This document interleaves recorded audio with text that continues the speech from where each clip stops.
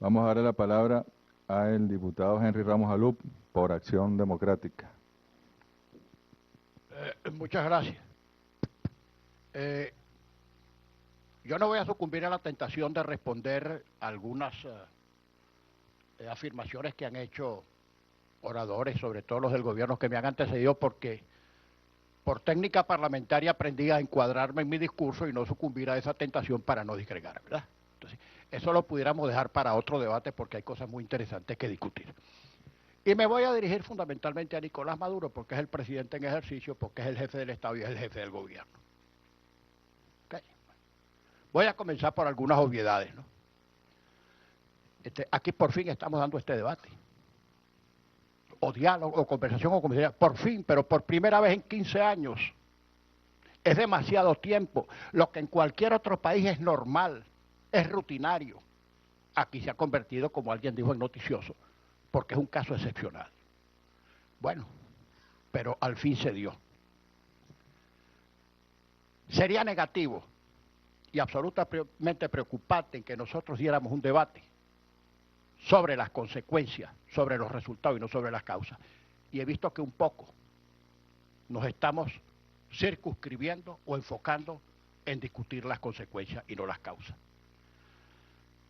Yo creo que una de las causas, posiblemente la más eficaz, y no voy a decir que deliberadamente para no cargarle las tintas al gobierno, es que el gobierno se ha separado del propio marco constitucional, de su constitución. Yo lo creo firmemente, voy a hacer citas concretas. Y no pocas veces al separarse del marco constitucional ha transgredido la Constitución. Por ejemplo, 4 palabras muy socorridas por el régimen. Constantemente en el léxico, en los discursos, invariablemente son citadas estas palabras, por razones ideológicas, por supuesto. Revolución, socialismo, hegemonía y unión cívico-militar. La palabra revolución no aparece en la Constitución. Dentro de la Constitución, todo fuera de la Constitución. A la palabra revolución, no sé por qué, el constituyente, inspirado por Hugo Chávez, desde luego, porque la preeminencia y el dominio que tuvo sobre la constituyente y la fuerza parlamentaria que esa constitución que representaba Hugo Chávez, bueno, apenas creo que 6 constituyentes de oposición. 4, imagínense usted, todos los demás eran del gobierno. Entonces, no hay nada en esta Constitución que no tenga la impronta de Hugo Chávez. Ahora, ¿por qué razón no aparece en la Constitución la palabra revolución? Seguramente porque fue un tema sobrevenido o posterior. Pero bien, no aparece acertadamente, inteligentemente, no aparece la palabra socialismo. Imagínense usted lo que significaría para un Estado democrático y civilizado consagrar a nivel constitucional determinada teoría o filosofía política. Quiere decir que todas las demás estaríamos al margen de la Constitución. Afortunadamente, esta Constitución no habla de socialismo. Como sería impropio también que hablara de socialdemocracia o de liberalismo o de democracia cristiana o de lo que fuera, porque el Estado plural y democrático no puede consagrar en la Constitución y como régimen de Estado ninguna teoría, ningún credo político, porque eso es excluyente, porque eso es hegemónico, porque eso no significa verdaderamente ejercicio democrático. La palabra hegemonía, y sea conciencia de lo que voy a hablar porque aquí hay muchos cultores del marxismo. La palabra hegemonía, desde Marx hasta hoy, pasando por Lenin y por Gramsci, es la imposición de una clase o sector sobre todos los demás por las buenas o por las malas, porque en esta materia los marxistas apenas discrepan del veto. Por las buenas Gramsci, inculturación, persuasión, pero por Lenin la fuerza. Bueno, el concepto de hegemonía es profundamente antidemocrático, porque significa, repito, la imposición de una clase o sector sobre todos los demás. Y voy a referirme a un tema que a lo mejor causa estupor, porque cuando en este país todavía se habla del tema militar, a la gente le corre un frío por el espinazo. ¿Cuál unión cívico-militar está aquí? Aquí no hay ninguna unión cívico-militar, presidente Maduro. Hablar de unión cívico-militar, la justaposición a quien más afecta es al poder civil y usted es civil. Sobre todo porque en nuestros países, en América Latina, tenemos una tétrica, dolorosa, nefasta experiencia de la irrupción de los militares en política. Los militares cumpliendo sus funciones constitucionales específicas y más nada que eso. El único derecho político que tienen los militares activos es el sufragio activo, ningún otro. Unión cívico-militar. Los militares subordinados al poder civil, profesionalizados, obedientes y no deliberantes y no casados con ninguna ideología política. Dentro de la Constitución todo, fuera de la Constitución nada. Otra cosa, esta Constitución no permite que las Fuerzas Armadas se apelliden, que si fuera, ni siquiera bolivariana. Aquí no hablan de Fuerza Armada Bolivariana. Fuerza Armada seca. Ni bolivarianas, ni chavistas, ni socialistas, ni revolucionarias. Los militares que en los desfiles o en cualquier evento se identifiquen como revolucionarios, como socialistas y como chavistas están violando abiertamente la Constitución. Y esto es causa de malestar en los cuarteles. Porque esto ha sido causa de malestar en el seno de la Fuerza Armada y con razón. Y conste. Y ahora me voy a referir a eso. Todos los golpes de Estado son malos, no hay golpes de Estado buenos y golpes de Estado malos, pero a eso me voy a referir más adelante. Las Fuerzas Armadas, insisto y repito, están subordinadas al poder civil. Cualquier otra cosa que hagan los militares fuera del encuadre que les señala la Constitución están violándolo. Violando su juramento y violando su ejercicio. Además, la omnipresente tentación, más bien peligro, de los militares al acecho del poder, de esto tenemos ingratísima memoria en América Latina. No solamente en Venezuela, que lo diga Brasil, que lo diga Ecuador, en menos grados Colombia, Chile, Paraguay, Uruguay. El militar que quiera hacer política, que se retire del servicio activo y haga política, bienvenido. Pero mientras tanto tengan el uniforme y tengan las armas, no pueden deliberar, porque yo no puedo deliberar como ciudadano con un hombre armado. Por Dios. En la Constitución no aparecen como componentes, solo aparecen como componentes el Ejército, la Armada, la Fuerza Aérea, la Aviación y la Guardia Nacional. No aparecen como componentes ni la Reserva ni la milicia establecidas de manera permanente. Yo creo que fueron, es una conjetura mía, porque yo no soy militarólogo, mi conjetura es que después del golpe de abril, que a muchos de la oposición no les gusta que se hable del golpe de abril, que fue un golpe, primero un vacío de poder, y cuando no aparecieron quienes habían de suceder al presidente, porque lógicamente se habían resguardado. No lo estoy criticando, Diosdado. No te pongas bravo, que te reíste.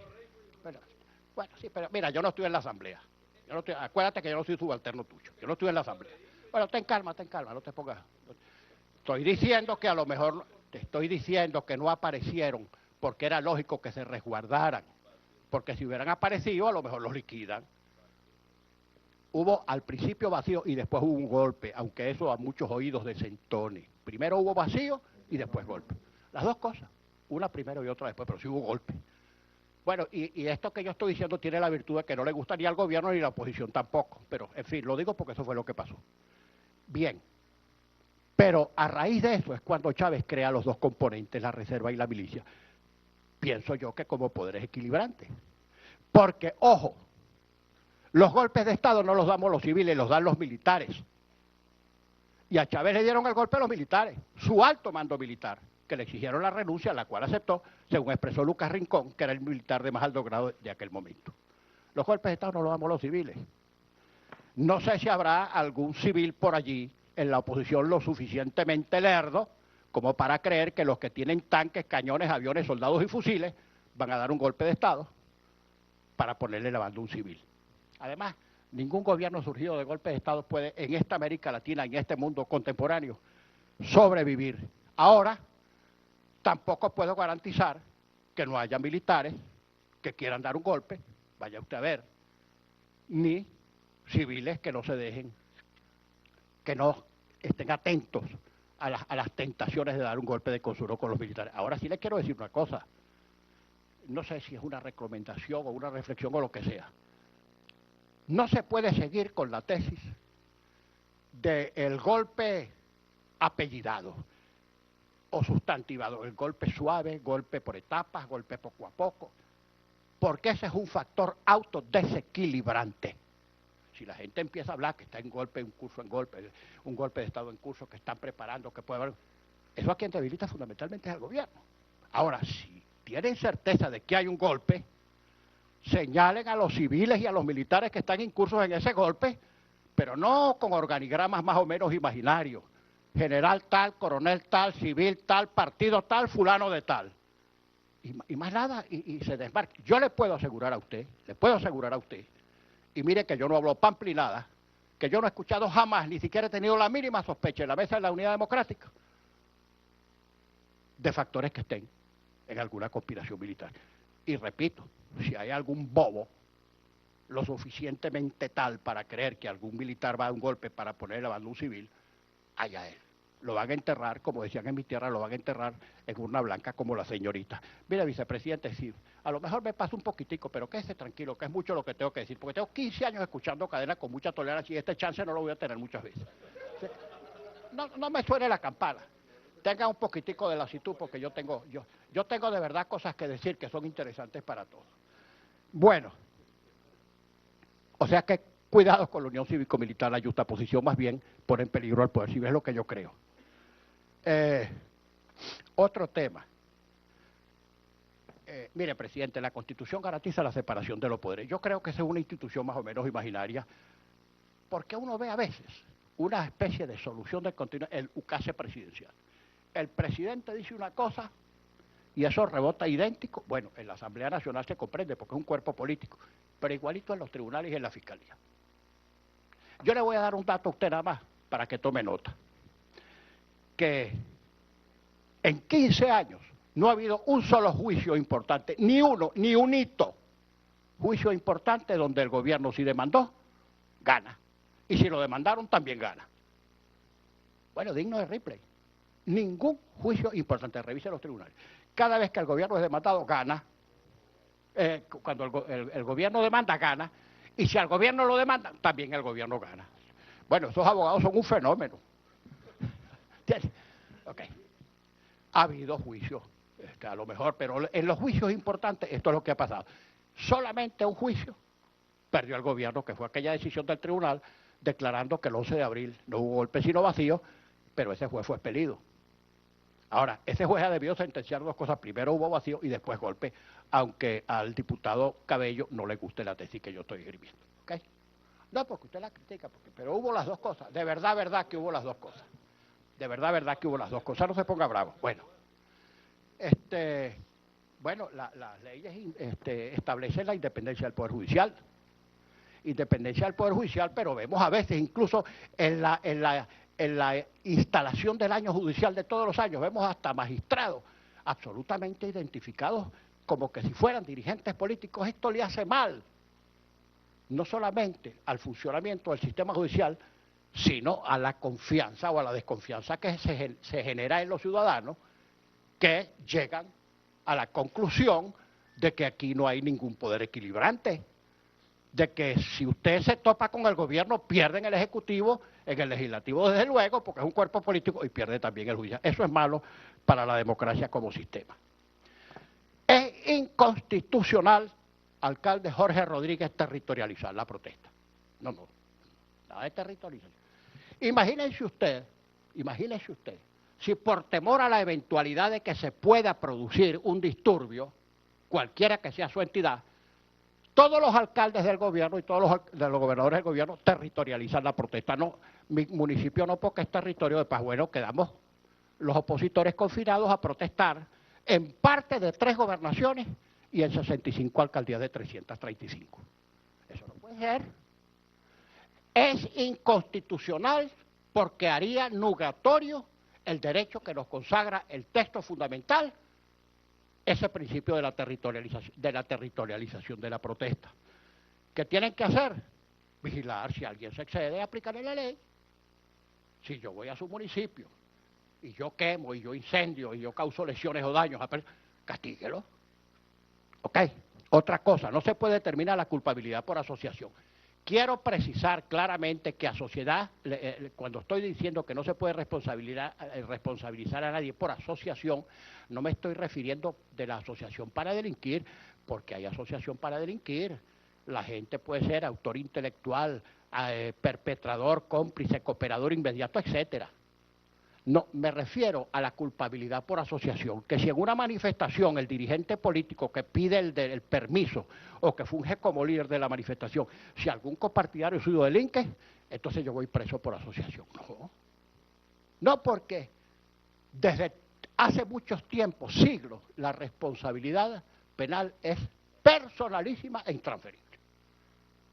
Si yo como secretario general de Acción Democrática convoco una manifestación y unos cuantos compañeros de partido se exceden, yo no soy punible, no me pueden castigar a mí, castíguenlo a él, y en todo caso yo procurando extremar la vigilancia. Otra cosa, presidente Maduro, aunque el presidente Chávez en su momento hizo una frase ingeniosa, porque ingenioso, y se le movía el coco, nadie puede negarlo, ni el más rotundo de sus adversarios, yo fui un gran adversario, pero yo lo oía completico en todas las ruedas de prensa. A veces me reía, a veces me ponía bravo, pero las oía completicas, porque era un gran comunicador, y además por algo estaba ahí. Bien, a él se le ocurrió una frase ingeniosa cuando nosotros en la oposición empezamos a hablar de los presos políticos. Él dijo, no, no son presos políticos, son políticos presos. Bueno, aquí el orden de los factores no altera el producto. Sean políticos presos o presos políticos o exiliados, lo están por razones políticas y esos casos hay que revisarlos. Hay que revisarlos. Hay mucha gente, repito, presa y en el exilio por razones políticas. Ya me referí al tema de los golpes de Estado.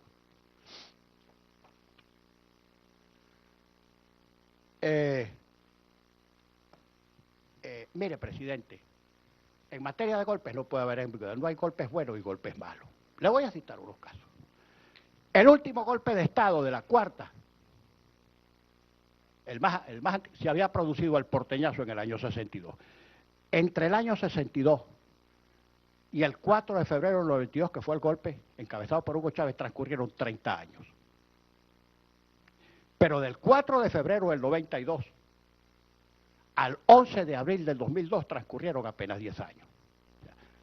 Desde el porteñazo a Chávez, 30 años. Pero de Carbona a Chávez, 10 años. Fíjate cómo se acortaron los tiempos. ¿Y por qué? Porque cuando se abre esa espita, cuando el tema del golpe comienza a rodar y resucita cuando todo el mundo creía que estaba enterrado y sepultado para bien de la humanidad, vuelve otra vez el militarazo. No hay golpes buenos ni hay golpes malos. Todos los golpes son malos.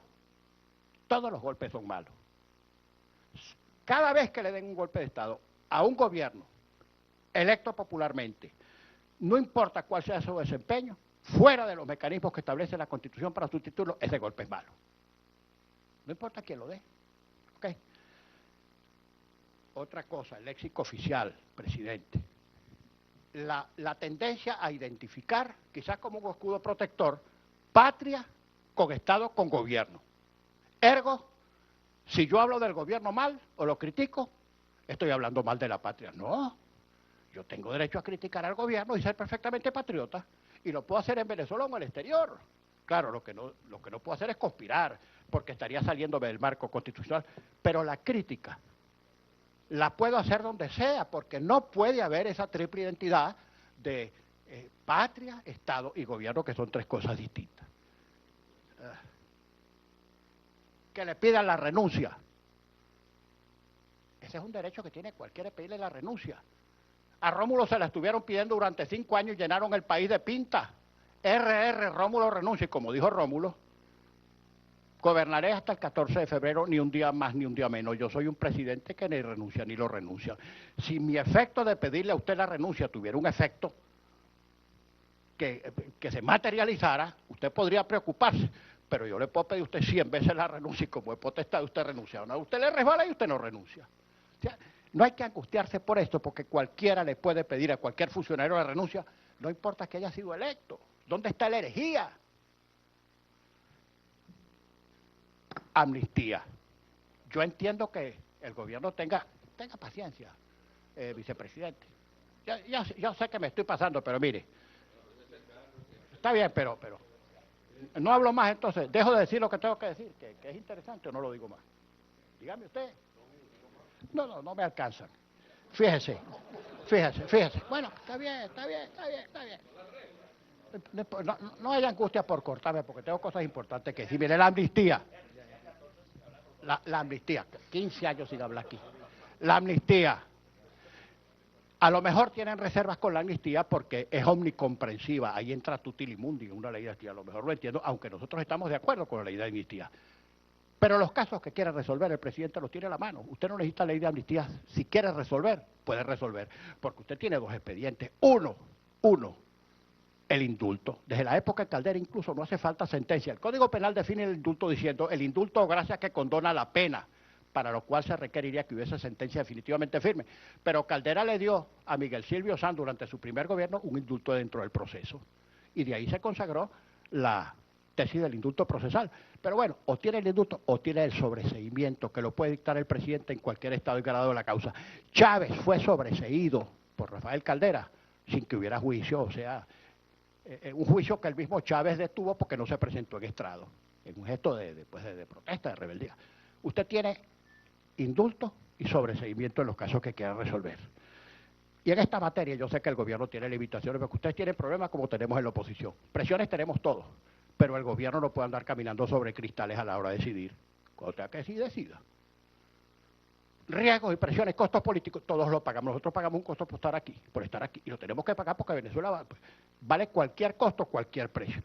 Bueno, y finalmente, ya para terminar, mire, Nicolás, créame que lo que le voy a decir, se lo voy a decir con el corazón porque yo estoy pensando en mi país. Yo nací aquí y aquí me van a enterrar. El éxito de esto que estamos haciendo aquí, la verdad es que depende muy poco de nosotros, depende de usted que es el jefe del Estado. Porque todas las decisiones que hay que tomar y todas las propuestas que vamos a hacer pasan por una decisión del jefe del Estado. Este proceso se salva si el jefe del Estado resuelve. Si el jefe del Estado no resuelve, este proceso murió al nacer. Muchas gracias, y muchas gracias, señor vicepresidente, por su generosidad abrumadora. La mitad. Se encadenó Henry Ramos, ¿no? Bueno, vamos a darle la palabra al diputado Henry Ramos Alup por Acción Democrática. Muchas gracias. Yo no voy a sucumbir a la tentación de responder algunas afirmaciones que han hecho oradores, sobre todo los del gobierno que me han antecedido, porque por técnica parlamentaria aprendí a encuadrarme en mi discurso y no sucumbir a esa tentación para no disgregar, ¿verdad? Entonces, eso lo pudiéramos dejar para otro debate porque hay cosas muy interesantes que discutir. Y me voy a dirigir fundamentalmente a Nicolás Maduro porque es el presidente en ejercicio, porque es el jefe del Estado y es el jefe del gobierno. ¿Okay? Voy a comenzar por algunas obviedades, ¿no? Aquí por fin estamos dando este debate. O diálogo, o conversación, o conversación, por fin, pero por primera vez en 15 años. Es demasiado tiempo. Lo que en cualquier otro país es normal, es rutinario. Aquí se ha convertido, como alguien dijo, en noticioso, porque es un caso excepcional. Bueno, pero al fin se dio. Sería negativo y absolutamente preocupante en que nosotros diéramos un debate sobre las consecuencias, sobre los resultados y no sobre las causas. Y he visto que un poco nos estamos circunscribiendo o enfocando en discutir las consecuencias y no las causas.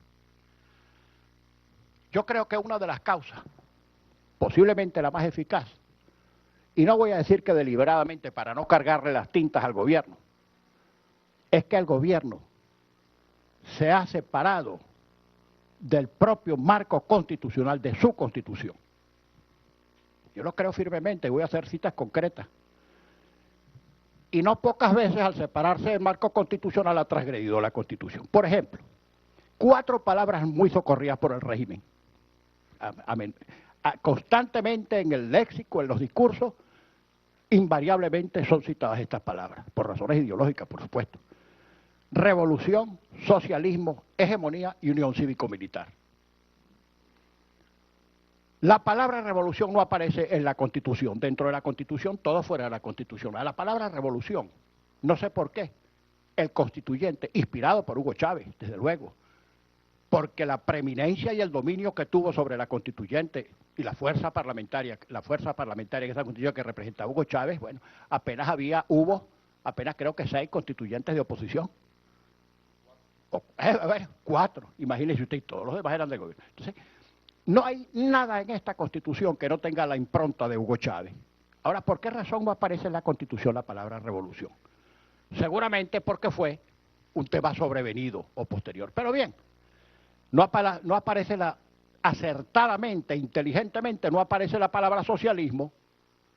Imagínense usted lo que significaría para un Estado democrático y civilizado consagrar a nivel constitucional determinada teoría o filosofía política. Quiere decir que todas las demás estaríamos al margen de la Constitución. Afortunadamente, esta Constitución no habla de socialismo. Como sería impropio también que hablara de socialdemocracia o de liberalismo o de democracia cristiana o de lo que fuera, porque el Estado plural y democrático no puede consagrar en la Constitución y como régimen de Estado ninguna teoría, ningún credo político, porque eso es excluyente, porque eso es hegemónico, porque eso no significa verdaderamente ejercicio democrático. La palabra hegemonía, y sea conciencia de lo, pero igualito en los tribunales y en la fiscalía. Yo le voy a dar un dato a usted nada más para que tome nota. Que en 15 años no ha habido un solo juicio importante, ni uno, ni un hito. Juicio importante donde el gobierno si demandó, gana. Y si lo demandaron, también gana. Bueno, digno de replay. Ningún juicio importante, revise los tribunales. Cada vez que el gobierno es demandado, gana. Cuando el gobierno demanda, gana.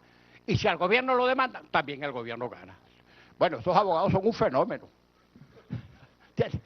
Ok. Ha habido juicios, a lo mejor, pero en los juicios importantes esto es lo que ha pasado. Solamente un juicio perdió el gobierno, que fue aquella decisión del tribunal declarando que el 11 de abril no hubo golpe sino vacío, pero ese juez fue expelido.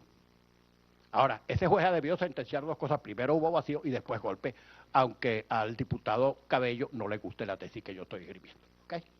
No, porque usted la critica, pero hubo las dos cosas. De verdad que hubo las dos cosas. De verdad que hubo las dos cosas. No se ponga bravo. Bueno, las leyes establecen la independencia del Poder Judicial.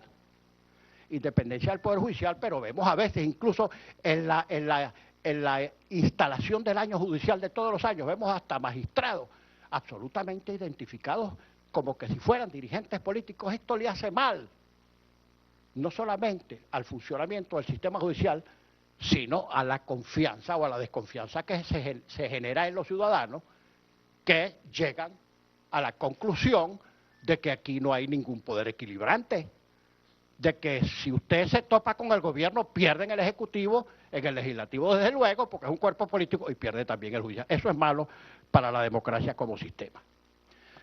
Es inconstitucional, alcalde Jorge Rodríguez, territorializar la protesta.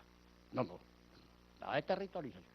Imagínense usted, si por temor a la eventualidad de que se pueda producir un disturbio, cualquiera que sea su entidad, todos los alcaldes del gobierno y todos los gobernadores del gobierno territorializan la protesta. No, mi municipio no, porque es territorio de paz. Bueno, quedamos los opositores confinados a protestar en parte de 3 gobernaciones y en 65 alcaldías de 335.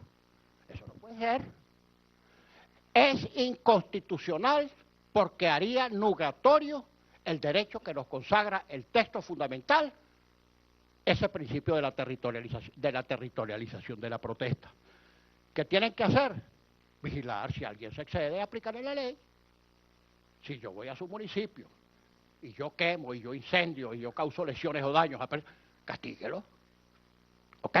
Otra cosa, no se puede determinar la culpabilidad por asociación. Quiero precisar claramente que a sociedad, cuando estoy diciendo que no se puede responsabilizar a nadie por asociación, no me estoy refiriendo de la asociación para delinquir, porque hay asociación para delinquir. La gente puede ser autor intelectual, perpetrador, cómplice, cooperador inmediato, etcétera. No, me refiero a la culpabilidad por asociación, que si en una manifestación el dirigente político que pide el permiso o que funge como líder de la manifestación, si algún copartidario suyo delinque, entonces yo voy preso por asociación. No, porque desde hace muchos tiempos, siglos, la responsabilidad penal es personalísima e intransferible. Si yo como secretario general de Acción, que voy a hablar porque aquí hay muchos cultores del marxismo, la palabra hegemonía, desde Marx hasta hoy, pasando por Lenin y por Gramsci, es la imposición de una clase o sector sobre todos los demás por las buenas o por las malas, porque en esta materia los marxistas apenas discrepan del veto.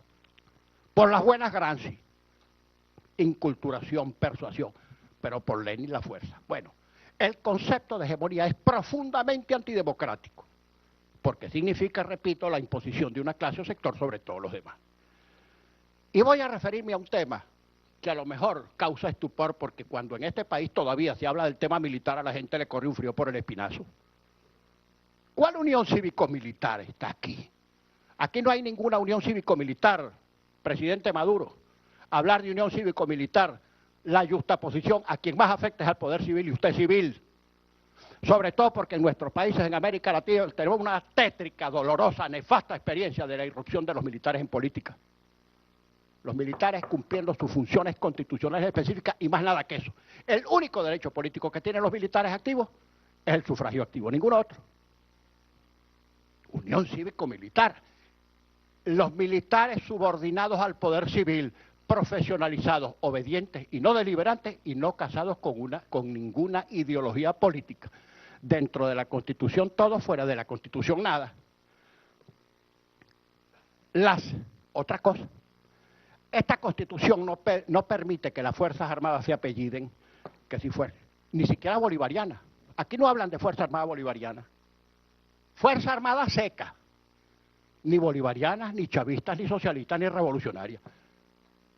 Los militares que en los desfiles o en cualquier evento se identifiquen como revolucionarios, como socialistas y como chavistas están violando abiertamente la Constitución. Y esto es causa de malestar en los cuarteles. Porque esto ha sido causa de malestar en el seno de la Fuerza Armada y con razón. Y conste. Y ahora me voy a referir a eso. Todos los golpes de Estado son malos, no hay golpes de Estado buenos y golpes de Estado malos, pero a eso me voy a referir más adelante. Las Fuerzas Armadas, insisto y repito, están subordinadas al poder civil. Cualquier otra cosa que hagan los militares fuera del encuadre que les señala la Constitución están violándolo. Violando su juramento y violando su ejercicio. Además, la omnipresente tentación, más bien peligro, de los militares al acecho del poder, de esto tenemos ingratísima memoria en América Latina. No solamente en Venezuela, que lo diga Brasil, que lo diga Ecuador, en menos grados Colombia, Chile, Paraguay, Uruguay. El militar que quiera hacer política, que se retire del servicio activo y haga política, bienvenido. Pero mientras tanto tengan el uniforme y tengan las armas, no pueden deliberar, porque yo no puedo deliberar como ciudadano con un hombre armado. Por Dios. En la Constitución no aparecen como componentes, solo aparecen como componentes el Ejército, la Armada, la Fuerza Aérea, la Aviación y la Guardia Nacional. No aparecen como componentes ni la Reserva ni la milicia establecidas de manera permanente. Yo creo que fueron, es una conjetura mía, porque yo no soy militarólogo, mi conjetura es que después del golpe de abril, que a muchos de la oposición no les gusta que se hable del golpe de abril, que fue un golpe, primero un vacío de poder, y cuando no aparecieron quienes habían de suceder al presidente, porque lógicamente se habían resguardado. No los estoy criticando, Diosdado. Democrática. Convoco una manifestación y unos cuantos compañeros de partido se exceden, yo no soy punible, no me pueden castigar a mí, castíguenlo a él, y en todo caso yo procurando extremar la vigilancia. Otra cosa, presidente Maduro, aunque el presidente Chávez en su momento hizo una frase ingeniosa, porque ingenioso, y se le movía el coco, nadie puede negarlo, ni el más rotundo de sus adversarios, fue un gran adversario, pero yo lo oía completico en todas las ruedas de prensa. A veces me reía, a veces me ponía bravo, pero las oía completicas, porque era un gran comunicador, y además por algo estaba ahí. Bien, a él se le ocurrió una frase ingeniosa cuando nosotros en la oposición empezamos a hablar de los presos políticos. Él dijo, no son presos políticos, son políticos presos. Bueno, aquí el orden de los factores no altera el producto. Sean políticos presos o presos políticos o exiliados, lo están por razones políticas, y esos casos hay que revisarlos. Hay que revisarlos. Hay mucha gente, repito, presa y en el exilio por razones políticas. Ya me referí al tema de los golpes de Estado.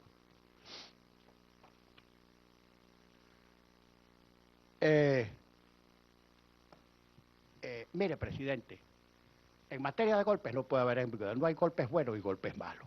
Le voy a citar unos casos. El último golpe de Estado de la Cuarta, se había producido el porteñazo en el año 62. Entre el año 62 y el 4 de febrero del 92, que fue el golpe encabezado por Hugo Chávez, transcurrieron 30 años. Pero del 4 de febrero del 92 al 11 de abril del 2002 transcurrieron apenas 10 años. Desde el porteñazo a Chávez, 30 años. Pero de Carmona a Chávez, 10 años. Fíjese cómo se acortaron los tiempos. ¿Y por qué? Porque cuando se abre esa espita, cuando el tema del golpe comienza a rodar y resucita cuando todo el mundo creía que estaba enterrado y sepultado para bien de la humanidad, vuelve otra vez el militarazo. No hay golpes buenos ni hay golpes malos. Todos los golpes son malos. Todos los golpes son malos. Cada vez que le den un golpe de Estado a un gobierno electo popularmente, no importa cuál sea su desempeño, fuera de los mecanismos que establece la Constitución para sustituirlo, ese golpe es malo. No importa quién lo dé. ¿Okay? Otra cosa, el léxico oficial, presidente. La tendencia a identificar, quizás como un escudo protector, patria con Estado con gobierno. Ergo, si yo hablo del gobierno mal o lo critico, estoy hablando mal de la patria. No, yo tengo derecho a criticar al gobierno y ser perfectamente patriota, y lo puedo hacer en Venezuela o en el exterior. Claro, lo que no puedo hacer es conspirar, porque estaría saliéndome del marco constitucional, pero la crítica la puedo hacer donde sea, porque no puede haber esa triple identidad de patria, Estado y gobierno, que son tres cosas distintas. Que le pidan la renuncia. Ese es un derecho que tiene cualquiera, pedirle la renuncia. A Rómulo se la estuvieron pidiendo durante 5 años y llenaron el país de pinta. Rómulo renuncia, y como dijo Rómulo, gobernaré hasta el 14 de febrero, ni un día más ni un día menos. Yo soy un presidente que ni renuncia ni lo renuncia. Si mi efecto de pedirle a usted la renuncia tuviera un efecto que no te pongas bravo, que te reíste. Bueno, sí, pero mira, yo no estoy en la asamblea. Acuérdate que yo no soy subalterno tuyo. Yo no estoy en la asamblea. Bueno, ten calma, no te pongas. Estoy diciendo que a lo mejor, te estoy diciendo que no aparecieron porque era lógico que se resguardaran. Porque si hubieran aparecido, a lo mejor los liquidan. Hubo al principio vacío y después hubo un golpe, aunque eso a muchos oídos desentone. Primero hubo vacío y después golpe. Las dos cosas, una primero y otra después, pero sí hubo golpe. Bueno, y esto que yo estoy diciendo tiene la virtud de que no le gusta ni al gobierno ni a la oposición tampoco. Pero, en fin, lo digo porque eso fue lo que pasó. Bien, pero a raíz de eso es cuando Chávez crea los dos componentes, la reserva y la milicia. Pienso yo que como poderes equilibrantes. Porque, ojo, los golpes de Estado no los damos los civiles, los dan los militares. Y a Chávez le dieron el golpe a los militares, su alto mando militar, que le exigieron la renuncia, la cual aceptó, según expresó Lucas Rincón, que era el militar de más alto grado de aquel momento. Los golpes de Estado no los damos los civiles. No sé si habrá algún civil por allí en la oposición lo suficientemente lerdo como para creer que los que tienen tanques, cañones, aviones, soldados y fusiles van a dar un golpe de Estado para ponerle la banda a un civil. Además, ningún gobierno surgido de golpe de Estado puede, en esta América Latina, en este mundo contemporáneo, sobrevivir. Ahora, tampoco puedo garantizar que no haya militares que quieran dar un golpe, vaya usted a ver, ni civiles que no se dejen, que no estén atentos a las tentaciones de dar un golpe de consuelo con los militares. Ahora sí les quiero decir una cosa, no sé si es una recomendación o una reflexión o lo que sea. No se puede seguir con la tesis del golpe apellidado o sustantivado, el golpe suave, golpe por etapas, golpe poco a poco, porque ese es un factor autodesequilibrante. Si la gente empieza a hablar que está en golpe, un curso en golpe, un golpe de Estado en curso, que están preparando, que puede haber, eso a quien debilita fundamentalmente es al gobierno. Ahora, si tienen certeza de que hay un golpe, señalen a los civiles y a los militares que están incursos en ese golpe, pero no con organigramas más o menos imaginarios. General tal, coronel tal, civil tal, partido tal, fulano de tal. y más nada, y se desmarque. Yo le puedo asegurar a usted, y mire que yo no hablo pample nada, que yo no he escuchado jamás, ni siquiera he tenido la mínima sospecha en la mesa de la Unidad Democrática de factores que estén en alguna conspiración militar. Y repito, si hay algún bobo lo suficientemente tal para creer que algún militar va a dar un golpe para poner la banda a un civil, allá él. Lo van a enterrar, como decían en mi tierra, lo van a enterrar en urna blanca como la señorita. Mire, vicepresidente, sí, a lo mejor me pasa un poquitico, pero quédese tranquilo, que es mucho lo que tengo que decir, porque tengo 15 años escuchando cadena con mucha tolerancia y este chance no lo voy a tener muchas veces. No me suene la campana. Tenga un poquitico de lasitud, porque yo tengo de verdad cosas que decir que son interesantes para todos. Bueno, o sea que cuidado con la unión cívico-militar, la justaposición más bien pone en peligro al poder civil, es lo que yo creo. Otro tema. Mire, presidente, la Constitución garantiza la separación de los poderes. Yo creo que esa es una institución más o menos imaginaria, porque uno ve a veces una especie de solución del continuo, el ukase presidencial. El presidente dice una cosa y eso rebota idéntico. Bueno, en la Asamblea Nacional se comprende porque es un cuerpo político.